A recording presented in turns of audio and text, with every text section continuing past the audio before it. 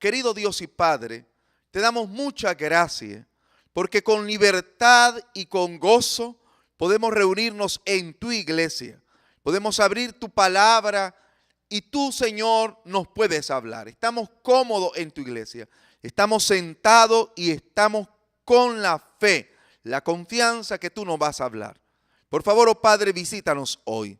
En el nombre de Jesucristo. Amén. Vamos a ir de inmediato a la palabra de Dios en el libro de San Juan capítulo 16, verso 7. San Juan 16, verso 7. San Juan capítulo 16, versículo 7. San Juan 16, 7. ¿Sí lo tenemos ya? San Juan 16, versículo 7. San Juan 16, versículo 7. San Juan 16, versículo 7. Sí lo tenemos, ¿verdad? Amén. Pero yo os digo la verdad. Pero yo os digo la verdad. Os conviene que yo me vaya. Porque si yo no me voy, San Juan 16, verso 7. Pero yo os digo la verdad. Os conviene que yo me vaya. Porque si yo no me fuere, el Consolador no vendría a vosotros. Pero si yo me voy, dice el texto, os lo enviaré. Esta noche queremos nosotros iniciar con una pregunta. ¿Cómo es posible que a la tierra le convendría o le convino la partida de nuestro Señor Jesucristo? ¿Cómo es posible que el retiro de Cristo a la tierra en su primera venida traía beneficio a la tierra, a la iglesia y a sus discípulos? ¿Cómo es posible eso? ¿Cómo poderlo entender? Cristo dice, yo no estoy mintiendo, le estoy hablando y le hablo con verdad. Conviene que yo me vaya. Ahora, para poder entender esto, es muy importante ver, hermanos queridos, lo que Cristo tuvo que hacer para poder venir a la tierra, nacer y ministrar en la tierra. ¿Qué tuvo que hacer Jesús? Ahí está la respuesta a la pregunta, ¿por qué convenía que Cristo se retirara de la tierra? En la palabra de Dios, en el libro de San Juan capítulo 1, verso 1 al versículo 3, San Juan 1, versículo 1 al versículo 3. Yo quiero decirle, hermanos queridos, que de todos los temas presentados durante la noche, este es el tema más importante. Este es un pilar, hermanos queridos, de nuestra fe. Por favor, ponga atención. Si tiene sueño, pellizquese. ¿Cómo le llaman ustedes? O apriétese. ¿Cómo le llaman? A ver, ¿cómo le llaman? ¿Ah? Pellizque. Ah, pues pellizquese. No se duerma para que esté despierto. Y si no le funciona, póngase de pie. Y si se duerme puesto de pie, ahí puesto de pie, tome un trago de agua. En el libro de San Juan 1, del 1 al 3 dice, en el principio era el verbo, y el verbo era con Dios. Y aquel verbo, versículo 2, era en el principio con Dios. Todas las cosas por Él fueron hechas. Y sin Él, nada de lo que sería hecho podría haber existido. Note que en la Biblia se habla de un personaje. Aquí en estos versículos se le llama a este personaje el Logos. Se le llama en el español el verbo. En el idioma griego, San Juan 1:1 diría lo siguiente: enarge ge o logos, kai o logos on proston teos. Lo que diría es, hubo un ser que en su inicio era el verbo. Cuando todo estaba iniciando, ese ser era el verbo. ¿De quién se está hablando aquí? ¿Quién era ese ser que en su inicio ya existía? En el inicio de todo, él ya existía. y era el verbo, era la acción, era, hermanos queridos, no solamente la acción, la palabra viviente, pero no era un ser material. ¿Quién era? En el capítulo 1, verso 14 dice, y aquel verbo, diría, kai o logos on, en el versículo 14, y aquel verbo se hizo carne y habitó entre nosotros. Entonces, San Juan 1 está hablando ¿de quién? Está hablando de Jesús. San Juan 1 del 1 al 3 está hablando de Cristo al inicio de la existencia de la tierra. Está diciendo entonces que Él ya existía, pero también está diciendo el capítulo 1 que para poder venir al mundo, nuestro Señor Jesucristo tuvo que tomar la carne, tuvo que encarnarse, tuvo que tomar, hermanos queridos, la forma humana para poder redimir al hombre. Ahora, hermanos queridos, que aquel ser especial, aquel ser maravilloso, dejara de ser un ser espiritual y tomara la carne, y se hiciera carne, representaba un sacrificio amplio para Dios. Por eso que en el libro de San Juan, capítulo 17, versículo 5, el evangelista de San Juan nos sigue hablando de este gran sacrificio en Cristo. San Juan 17, verso 5. Ahora pues, Padre, glorifícame tú al lado tuyo, con aquella gloria que tuve contigo antes que el mundo fuese. ¿Qué pasó entonces? La Biblia dice, hermanos queridos, de que Cristo al venir a la tierra palideció o dejó, ¿qué cosa? Su gloria. Y la palabra gloria en el idioma griego implica también poder. La palabra gloria es profunda en la Biblia. Cuando Cristo vino entonces a la tierra, al dejar su gloria, Él ya no viene con el poder que podría haber tenido ¿dónde? En el cielo. Es por eso que el libro de Filipenses, en su capítulo 2, Filipenses capítulo 2, el apóstol Pablo, Filipenses capítulo 2, versículo 7. Filipenses capítulo 2, verso 7. Sino que Él se despojó a sí mismo, tomando forma de siervo, se hizo semejante a los hombres. Note lo que está diciendo. Él deja su gloria. Él deja a un lado su poder.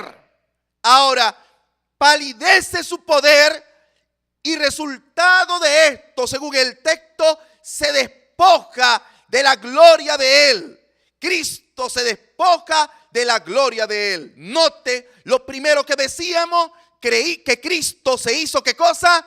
Carne. Lo segundo es que Él deja a un lado su poder.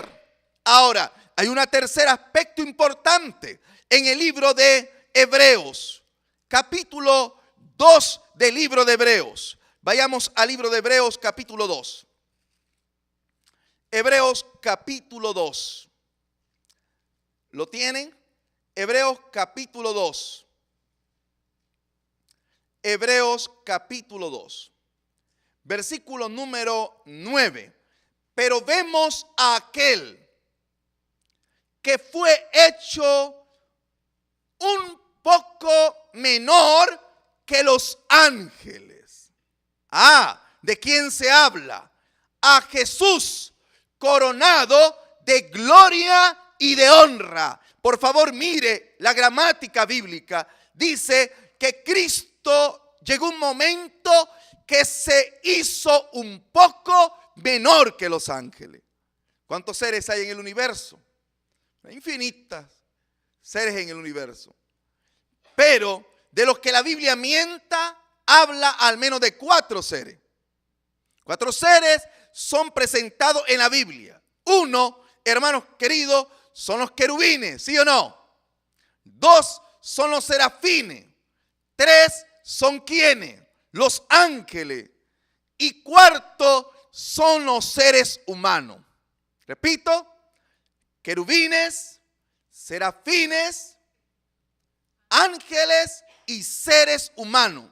Ahora, lo mencioné en ese orden porque según lo que estamos diciendo, ese es el orden de primacía de ellos.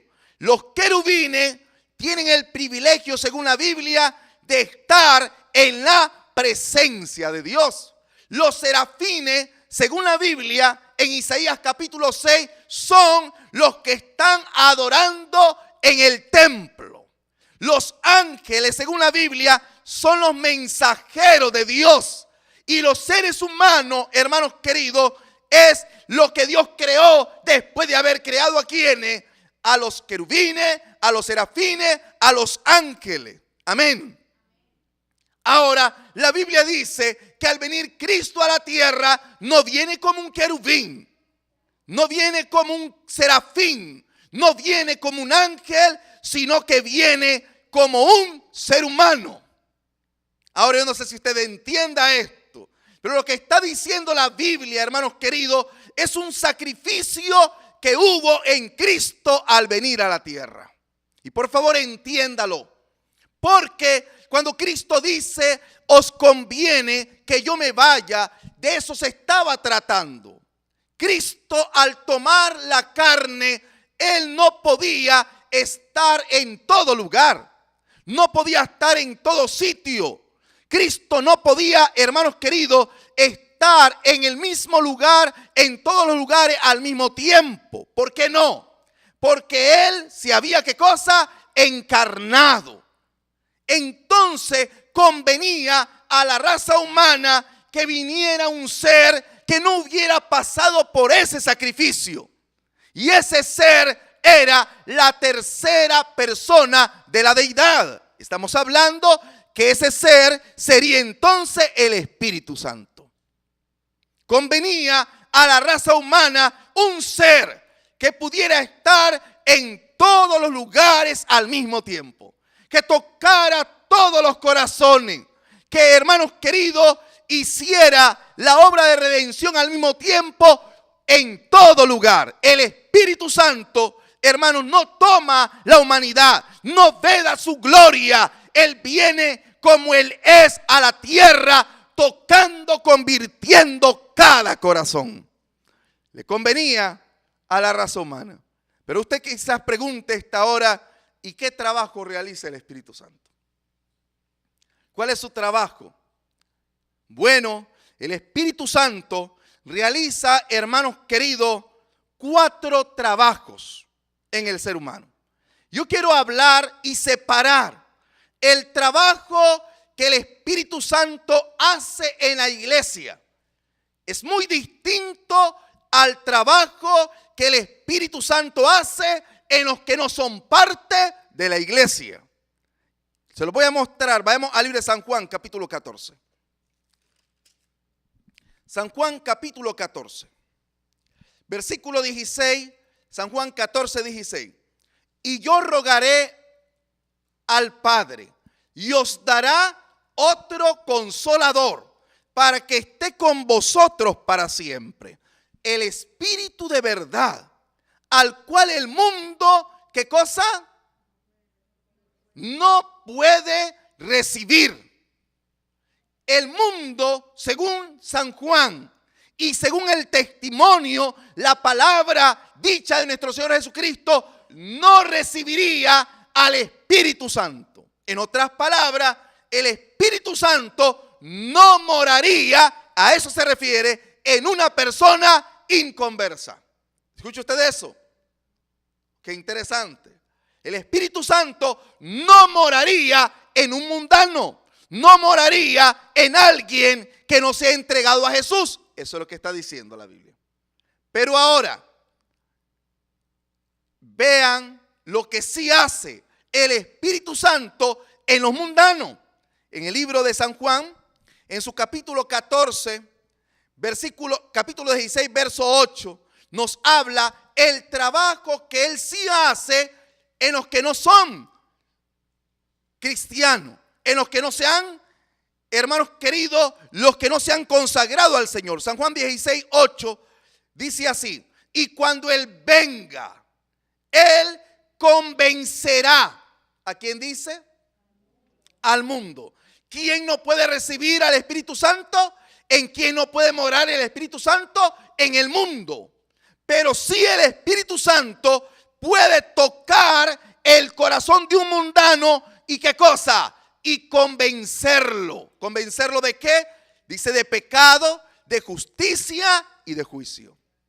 ¿Qué implica convencer de pecado? Ahora yo quiero decirle algo muy importante.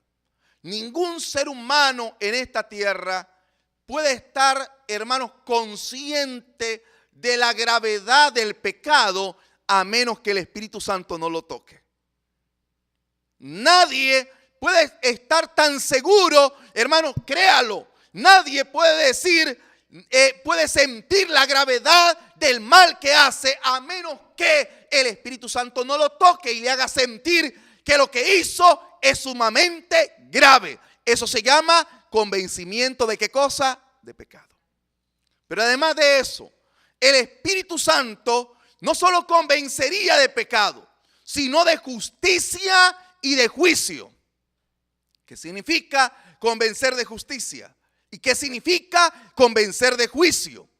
Justicia, hermanos queridos, es una persona en la Biblia. Y la Biblia dice: y será llamado su nombre Jehová, justicia nuestra. En otras palabras, el Espíritu Santo a las personas que no son de la iglesia no solamente le mostraría el terrible problema del pecado, sino que también le señalaría al que puede resolver el problema del pecado, que es Cristo Jesús. Eso haría el Espíritu Santo. Pero cuando hablamos de juicio, ¿de qué hablamos? Hablamos, hermano, de la segunda venida de Cristo. Y el Espíritu Santo crearía en las personas inconversas, hermanos queridos, el pavor, el temor ante la segunda, o la expectativa ante la segunda venida de Cristo a la tierra. Tres cosas. Mostraría el problema grande del pecado. Segundo, el Espíritu Santo, ¿qué haría? Le mostraría a Cristo, que es justicia, y le mostraría, crearía una expectativa de necesidad, de pavor, sí, a las personas en torno a la venida de Cristo. Eso hace el Espíritu Santo en los que no son inconversos. Quizás usted diga: pastor, ¿y entonces qué hace el Espíritu Santo en la iglesia? ¿Cuál es el trabajo? Cuando la Biblia habla del trabajo del Espíritu Santo en la iglesia, no llama a la iglesia mundo. Cuando la Biblia habla del trabajo del Espíritu Santo en la iglesia, ya no usa la palabra mundo. Mírenlo ustedes. San Juan capítulo 16, versículo número 13. Vamos a leer desde el 12. Así que tengo muchas cosas que deciros, pero ahora no las podéis sobrellevar. Pero cuando venga el Espíritu Santo, o el Espíritu de verdad, Él os guiará a toda verdad. Amén. Note, no usa la palabra mundo, sino que hay una referencia personal, personalizada, y dice que uno de los trabajos del Espíritu Santo en la iglesia, ¿cuál sería? Convencer, guiar a toda verdad. Y quizás usted diga hoy, ¿qué es la verdad? ¿Hacia qué verdad me conduce el Espíritu Santo? ¿Hacia qué verdad me lleva el Espíritu Santo? Solo en la Biblia hay tres verdades. No hay más que tres verdades en la Biblia. La Biblia habla de tres verdades. ¿Y cuáles son las tres verdades que la Biblia menciona? Salmo 119, 142 dice: tu justicia es ¿qué cosa? Justicia eterna, y tu ley es la verdad. Entonces el Espíritu Santo nos lleva, conduce a la persona ¿a qué? A la ley de Dios. ¿Sí o no? El Espíritu Santo conduce a la persona a la ley de Dios. Dice, tu justicia es justicia eterna y tu ley es la verdad. Segunda verdad, San Juan 14:6 dice, yo soy el camino, la verdad y la vida. Nadie viene al Padre si no es por quién, por mí. Es por causa del Espíritu Santo que nosotros llegamos a amar a Cristo. Tercero, San Juan 17:17. Santifícanos en tu verdad. Tu palabra es la verdad. La tarea del Espíritu Santo no solo es mostrarnos a Cristo. La tarea del Espíritu Santo no es solo facultarnos para obedecer la ley. El trabajo del Espíritu Santo también es ayudarnos a entender la santa palabra de Dios. Amén. Así que el primer trabajo del Espíritu Santo, ¿cuál es? Guiar al creyente a la verdad. Pero también el Espíritu Santo hace otro trabajo. En el libro de Efesios, vayamos al libro de Efesios. En el libro de Efesios el apóstol Pablo menciona ese trabajo. Efesios 1:13. Efesios 1:13. En él también vosotros, habiendo oído la palabra de verdad, el evangelio de vuestra salvación, y habiendo creído en él, fuiste sellado con el Espíritu Santo de la promesa. ¿Quién es el que sella? El Espíritu Santo pone el sello. El Espíritu Santo identifica al cristiano, pone la señal en el cristiano. Eso hace el Espíritu Santo. Ese es el segundo trabajo del Espíritu Santo. Pero el apóstol Pedro, en el libro de Primera de Pedro, capítulo 1, versículo, hermanos, capítulo 1, versículo 2 de Primera de Pedro 1:2. Elegidos según la presencia de Dios Padre, para ser santificados por el Espíritu, para obedecer y ser rociado con la sangre ¿de quién? De Jesucristo. ¿Cuál es el otro trabajo que realiza el Espíritu Santo? La santificación. Ese trabajo no lo hace nadie más. No lo hace el Padre. No lo hace Cristo. El trabajo de la santificación lo hace el Espíritu Santo. Ese es un trabajo muy especial. ¿Saben por qué? Porque el Espíritu Santo lo que hace es quitar lo mundano de mí, quitarlo a un lado y santificar mi vida. Eso lo hace ¿quién? El Santo Espíritu. Amén. A ese trabajo. Pero hay otro trabajo que el Espíritu Santo hace. En el libro de Gálatas, el Espíritu Santo, el apóstol Pablo nos habla de que el Espíritu Santo hace otro trabajo. Gálatas, vayamos al libro de Gálatas, por favor. Gálatas, ¿sí lo tenemos ya?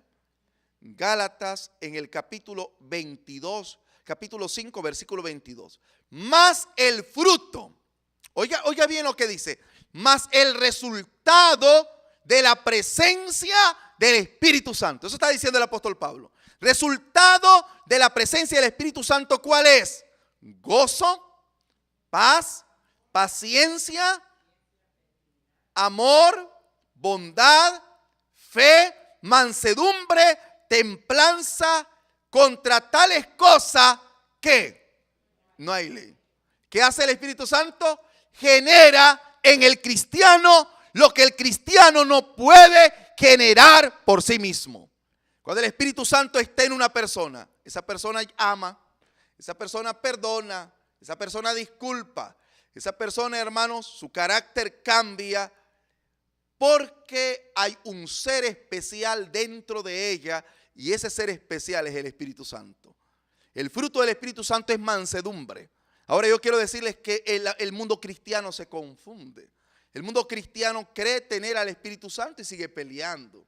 El mundo cristiano cree tener al Espíritu Santo y sigue mintiendo, sigue robando, sigue señalando, sigue adulterando, sigue hablando malas palabras. Pero esta noche yo quiero decirles, no se confunda. Cuando el Espíritu Santo viene a una vida, hermanos queridos, y cuando está, esa persona tiene la capacidad de perdonar. Esa persona tiene la capacidad de soportar, de aguantar, tolerar. Esa persona tiene la capacidad de tener, ¿qué cosa? Fe. ¿Por qué? Porque el Espíritu Santo está en esa persona. Y producto de eso, la persona ama, la persona perdona, la persona no, hermano, no es contenciosa, porque el Santo Espíritu controla esa vida. Eso es lo que está diciendo la palabra de Dios. Ahora yo quiero decirle algo a usted. Si usted todavía necesita esto, ore para que el Espíritu Santo produzca en usted lo que usted y yo necesitamos. Amén. Pero hermanos queridos, con esta obra maravillosa del Espíritu Santo, quizás usted pregunte, pastor, ¿y el Espíritu Santo estará siempre en la tierra? ¿Permanecerá en la tierra el Espíritu Santo? Recuerden que hablamos de dos obras. Una obra del Espíritu Santo en aquellos que no se han entregado, y otra obra del Espíritu Santo, ¿dónde? En aquellos que sí han hecho un pacto con Jesús. Yo quiero referirlos a ustedes al libro de Apocalipsis. Y vayamos al libro de Apocalipsis. Vamos a ver en este libro, en el capítulo 16, verso 10 y verso 12. Apocalipsis 16, verso 10 y verso 12. Apocalipsis 16, verso 10. ¿Lo tenemos? El quinto ángel derramó su copa sobre el trono de la bestia, y su reino se cubrió de tinieblas, y mordían de dolor sus lenguas. Ahora, no tengo un tema que hable de la bestia esta noche con ustedes, pero solo quiero decirle que la bestia es un poder que va en contra de la palabra y los principios del Señor. Es un poder que está ahora gobernando, ¿dónde? En todo el mundo. Y la Biblia dice que el quinto ángel derrama su copa sobre el trono de la bestia. En otras palabras, sobre el dominio de la bestia, sobre donde ejerce autoridad la bestia. Y sucede algo, dice el texto, noten,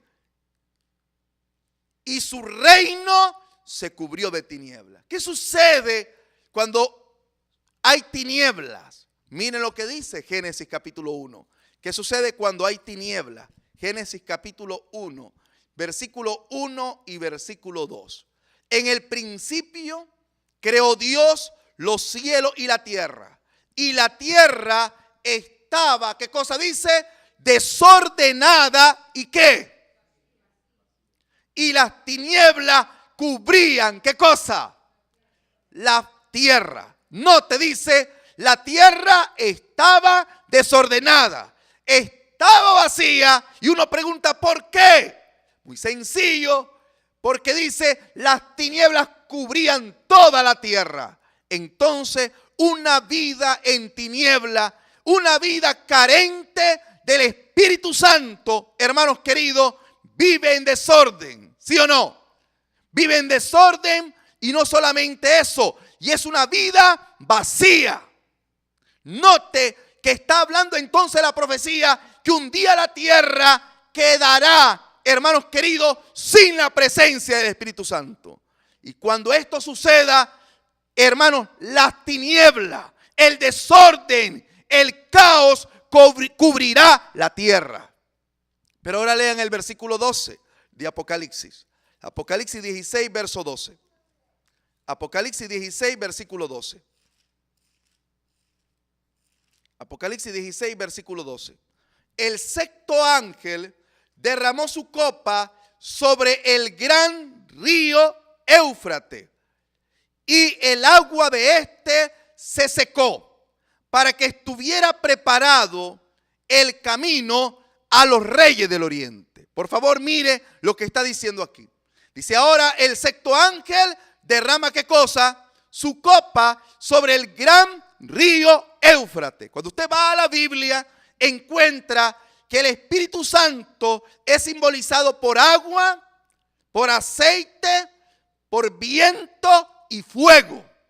Y el profeta de Patmos ahora usa el agua para decir que algo va a suceder en la tierra. Y en un momento dice: el río Éufrates se secó. Una figura metafórica de un río. Hermanos queridos, si usted estudia Mesopotamia, usted estudia el valle fértil de la tierra, encontrará que hay un lugar en la tierra que se conoce con el nombre de la media luna fértil. Se dice que la media luna fértil es el lugar más productivo. En agricultura no hay un lugar como la media luna fértil. Y usted quizá diga: ¿y qué es? ¿Dónde queda la media luna fértil? De ahí surge la palabra Mesopotamia, que significa país entre ríos. Y uno de los ríos que, hermanos, llena la Mesopotamia o la media luna fértil es el Éufrates con sus aguas. Pero si el Éufrates se seca, la media luna fértil, Mesopotamia, quedaría como seco y quedaría infértil. Ahora el profeta dice que el sexto ángel derrama simbólicamente sobre el río Éufrates algo, la ira, y sucede algo. ¿Qué pasa? El río Éufrates se seca. ¿De qué está hablando? No está hablando del río Éufrates literal. Está hablando del río Éufrates simbólico. Note que dice que el resultado que el río Éufrates se seque es que quedará listo el camino para los reyes de la tierra. ¿De qué está hablando acá? Está hablando, vean Apocalipsis 16, por favor. Versículo 14. Pues son espíritus de demonios que hacen señales y van a los reyes ¿de qué cosa? De la tierra. Vuelve a mencionar la figura de reyes de la tierra. Dice: y hacen señales y van a los reyes de la tierra para reunirlo para la batalla ¿de qué cosa? De aquel gran día. Por favor, mire lo que está diciendo la Biblia. Dice que producto de la sequedad, hermanos, la muchedumbre de gente que no haya hecho pacto con Jesús quedará a expensa de espíritus de demonio. Y entonces estarán preparados ¿para qué? Para una batalla que se armará en la tierra. Y esa batalla se conoce con el nombre ¿de qué? De Armagedón. En otras palabras, cuando el Espíritu Santo se vaya, algo pasará. Yo quiero llevarlo para entender un poco esto al libro de Ezequiel, capítulo 37, verso 1. Ezequiel 37, verso 1. Ezequiel 37, versículo 1. ¿Sí lo tenemos? Ezequiel 37, 1. La mano de Jehová vino sobre mí y me llevó en el espíritu de Jehová y me puso en medio de un valle que estaba lleno de hueso. Versículo 2. Y me hizo pasar cerca de ellos por todo su alrededor. He aquí, eran muchos los huesos que estaban sobre la faz del campo y por cierto estaban, ¿qué dice? Seco en gran manera. No te dice el agua se secó. Y aquí dice que los huesos estaban secos en gran manera. Ve el versículo 5. Así ha dicho Jehová el Señor a estos huesos: he aquí yo hago entrar espíritu en vosotros. ¿Y qué cosa? Viviréis. ¿Qué sucede entonces cuando el Espíritu Santo no está en una persona? La persona se muere. Hay un poema que dice: no son muertos los que están en la tumba fría. Muertos son los que llevan muerte el alma y aún viven todavía. Quiere decir que una persona puede moverse en la tierra, pero estar ¿qué cosa? Muerta. Puede estar en una iglesia adorando, pero puede ¿qué cosa? Estar muerta. ¿Y qué sucede cuando una persona está muerta? Hermanos queridos, no mora el Espíritu Santo. No tiene amor, no tiene paz, no tiene mansedumbre, no tiene tranquilidad. Lo que dice la Biblia es que la tierra quedará sin el Espíritu Santo. Pero quiero darle una gran noticia esta noche. No toda la tierra quedará sin el Espíritu Santo. ¿Cómo es eso? No todos quedará sin el Espíritu Santo. Lo que está diciendo la Biblia es que ese trabajo especial que el Espíritu Santo hace de convencer de pecado, ya Él, ¿qué cosa? No lo hará. El trabajo, hermanos queridos, de mostrar a Cristo como Salvador, ya Él no lo hará. El temor ante la pronta venida de Cristo, Él ya no lo hará. Porque ya no tocará el corazón de aquellos que no hayan querido hacer pacto con Jesús. Por eso es importante que nosotros querramos entregarle el corazón a Cristo. Por eso es correcto que nos demos cuenta cuánto en realidad necesitamos ser francos con Dios y abrirle nuestra vida a Él. Porque va a llegar un tiempo que la tierra quedará, hermanos, a merced, hermanos, quedará sin el Espíritu Santo. Pero ahora, la gran noticia es la que Cristo dijo. Leamos por favor a San Juan, capítulo 14, y vean lo que Cristo dice. San Juan, capítulo 14. San Juan, capítulo 14. San Juan 14, versículo número 16. Y yo rogaré al Padre para que os dé otro consolador, para que Él esté con vosotros. ¿Para cuánto tiempo?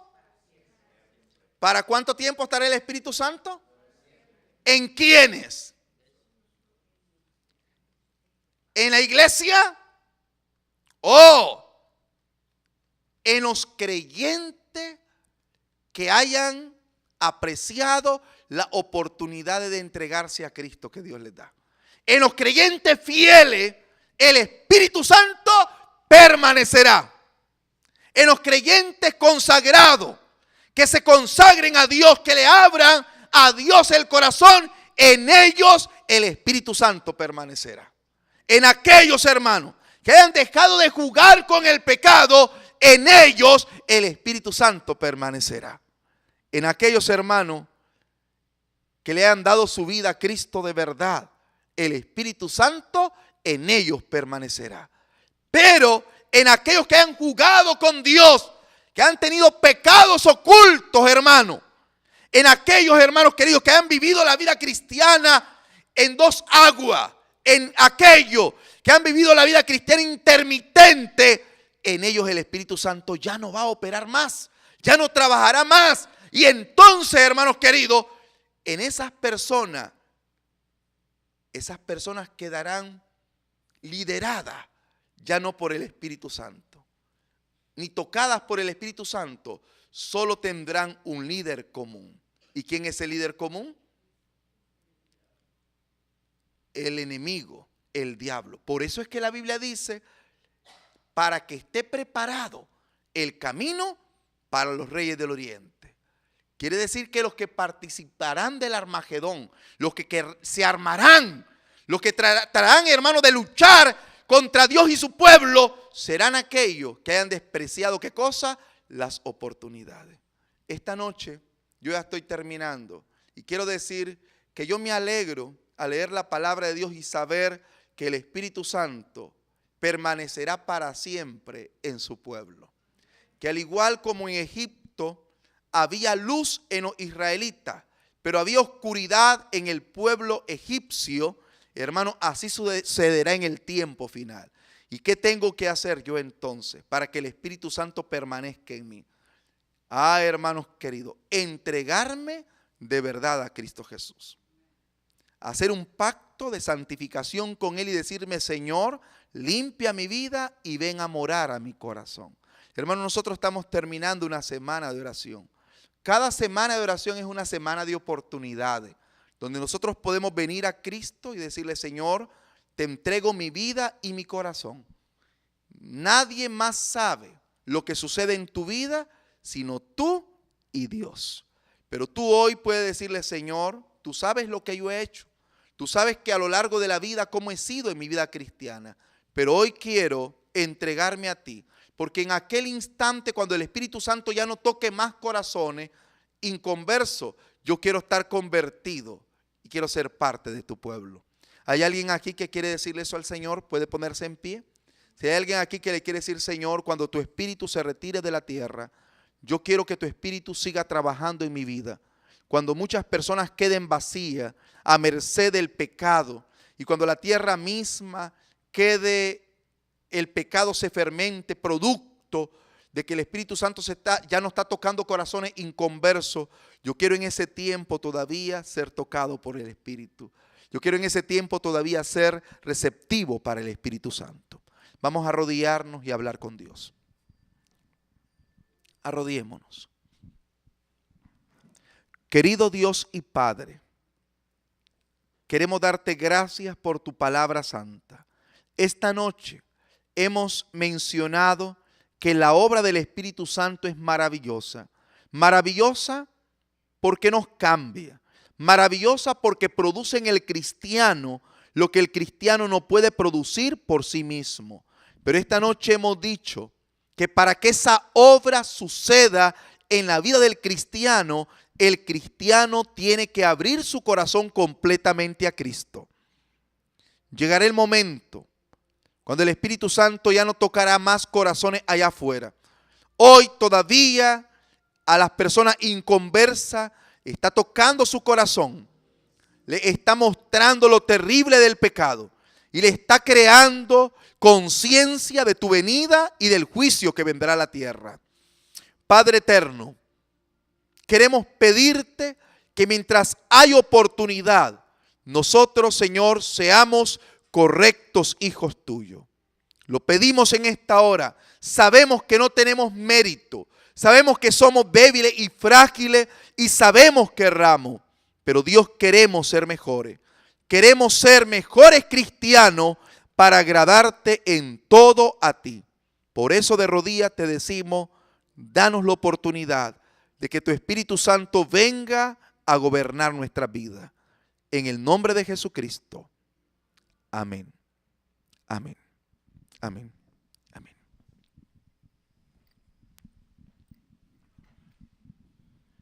Bueno, pastor.